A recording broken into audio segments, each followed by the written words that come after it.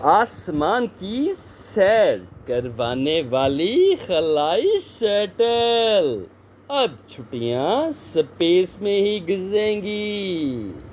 خلائی شٹل کی ایک ایجاد کائنات کی سیاحت و تحقیق کی جانب سے ایک اہم قدم ہے۔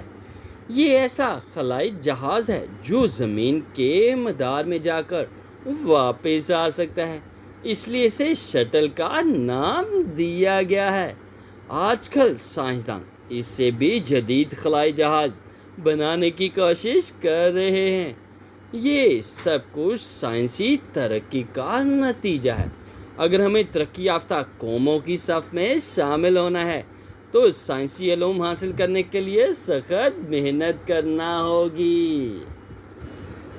السلام علیکم دوستو، کیا آپ خلائی شٹل کے بارے میں جاننا چاہتے ہیں؟ تو پھر ہمارے ساتھ رہیے گا۔ آپ سے ریکویسٹ ہے ویڈیو کو لائک کریں، چینل کو سبسکرائب کریں اور بیل آئیکن کو پریس کرنا نہ بھولیے گا تاکہ ہر نئی آنے والی ویڈیو کا نوٹیفیکیشن آپ کو مل سکے اور آپ مزے سے ویڈیو دیکھ سکیں۔ اللہ تعالی ہمارا حامی و ناصر ہو۔ جی ہاں، خلائی شٹل۔ اگر آپ ذہین ہیں تو ان سوالات کے جوابات دیجیے گا۔ کیا پہلی خلائی شٹل ڈسکوری تھی؟ خلائی شٹل نے پہلے کامیاب پرواز کس سال کی تھی؟ خلائی شٹل کے کتنے حصے ہوتے ہیں؟ خلائی شٹل کس رفتار سے زمین کے مدار میں گھومتی ہے؟ جی ہاں، یہ 17 ستمبر 1976 کا ایک روشن دن تھا۔ امریکی ریاست کیلیفورنیا میں واقع ایئر فورس کے اڈے کے باہر بے شمار لوگ موجود تھے۔ وہ آج ایک نئے قسم کا راکٹ دیکھنے کے لیے اکٹھے ہوئے تھے۔ تھوڑی دیر کے بعد ایک بہت بڑے گیراج کا دروازہ کھلا اور ایک ہوائی جہاز جیسی چیز جو ٹرک پر لدی ہوئی تھی باہر لائی گئی۔ لوگ بڑے حیران ہوئے کیونکہ وہ چیز اپنی ساخت کے لحاظ سے راکٹ ہرگز نہ تھی۔ بعد میں یہ اعلان کیا گیا کہ یہ ایک نئی قسم کا خلائی جہاز ہے جو بڑی کامیابی سے خلا میں جا کر واپس آ جانے کی صلاحیت رکھتا ہے۔ یہ خلائی شٹل کا پہلا مکمل ماڈل تھا جسے انٹرپرائز کا نام دیا گیا تھا۔ خلائی شٹل ہے کیا؟ خلائی شٹل دراصل ایک ایسی خلائی جہاز ہے جو راکٹ کی طرح پرواز کرتا ہے، کسی ٹرک کی طرح خلا میں حرکت کرتا ہے اور ہوائی جہاز کی طرح واپس زمین پر آ جاتا ہے۔ ہر پرواز میں اس میں 5 سے 7 افراد سوار ہوتے ہیں۔ انسانوں کے علاوہ یہ کئی ٹن وزنی سامان کو بھی خلا میں مدار تک لے جاتا ہے۔ جب اس کا مقصد پورا ہو جاتا ہے تو شٹل خود کو مدار سے الگ کر لیتا ہے۔ مدار سے الگ ہونے کے بعد یہ شٹل دوبارہ زمین کی فضا میں داخل ہو جاتا ہے۔ اترنے کے دوران یہ گلائڈر کی طرح کام کرتا ہے۔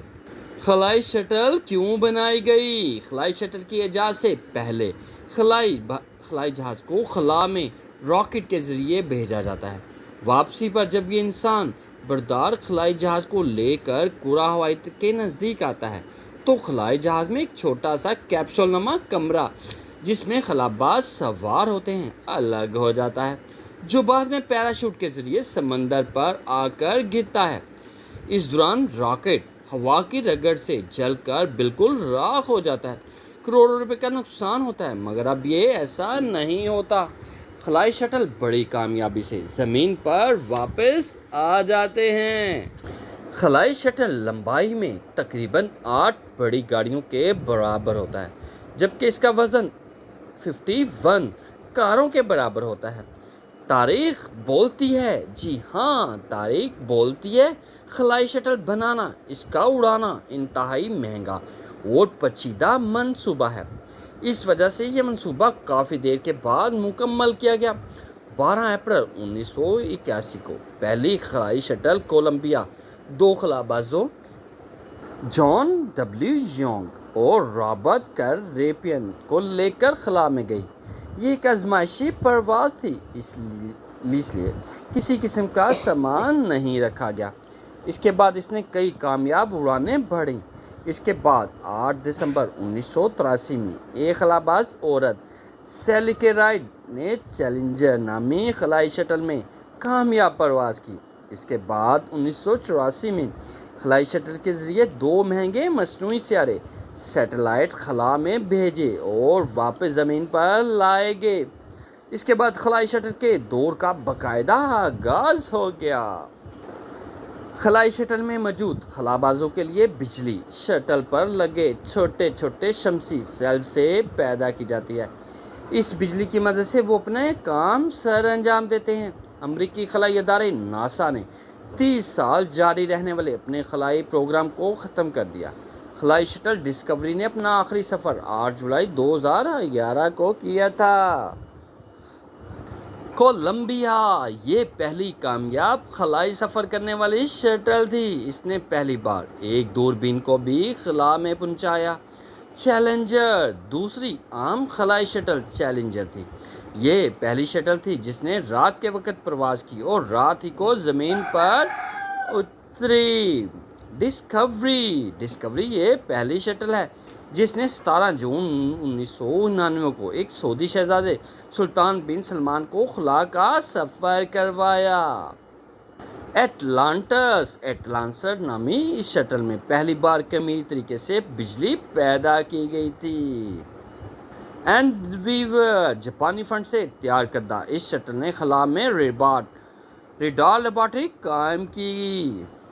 اسپیس شٹل کے حادثات 28 جنوری 1986 کو کینیڈی اسپیس سینٹر سے اڑنے والی خلائی شٹل چیلنجر 73 سیکنڈ کے بعد تباہ ہو گئی۔